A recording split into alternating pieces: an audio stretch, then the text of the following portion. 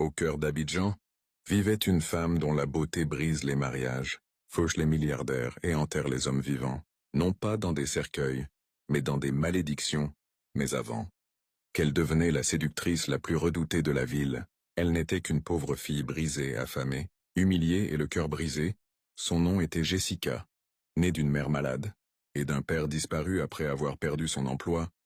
Jessica a grandi dans les recoins craquelés d'une enceinte perméable. Tous les matins avant l'école, elle vendait des poufs avec sa mère juste pour manger, mais les enfants à l'école s'en fichaient. Ils l'appelaient « fille de chiffon ». Un garçon a même craché dans sa bouteille d'eau, riant en pleurant. Une seule personne a été gentille avec elle aujourd'hui. Son voisin de siège, il partageait sa nourriture avec elle et murmurait « Ne fais pas attention à eux, Jessica. Un jour, ils te supplieront de te connaître. » Mais après le lycée, quand les choses sont devenues plus difficiles, la mère de Jessica est tombée malade. Elle a abandonné l'université pour s'occuper d'elle. C'est à ce moment-là que Moussa a changé. Il a arrêté de répondre à ses appels. Un soir, elle a vu un message. Félicitations à Moussa et à sa nouvelle femme.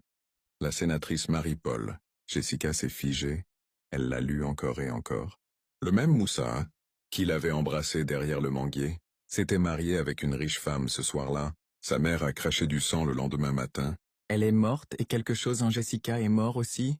2 ans plus tard, Jessica nettoyait des bureaux au plateau. Elle a dormi dans un kiosque derrière une boutique et s'est baignée dans le noir une nuit. Elle a vu un visage familier dans un bar à Djorobidé. C'était Grace, son ancienne camarade de classe. La même fille qui se moquait autrefois de ses chaussettes déchirées. Maintenant, elle sortait d'une Range Rover avec des talons de marque. Grace l'a reconnue et pour la première fois, elle n'a pas ri. Elle a serré Jessica dans ses bras et lui a dit « Tu me trouves toujours. Tu ne mérites pas cette vie. Viens avec moi juste une fois. » Grace l'emmena dans un manoir. L'intérieur sentait la rose et quelque chose de plus sombre. Il y avait 5 femmes à l'intérieur, toutes à couper le souffle, toutes le regard fixe. Une femme s'avança et dit « Tu as été choisie. Es-tu prête à faire souffrir les hommes, comme ils t'ont fait souffrir ?» Jessica hésita jusqu'à ce qu'elle voie une boîte dorée s'ouvrir.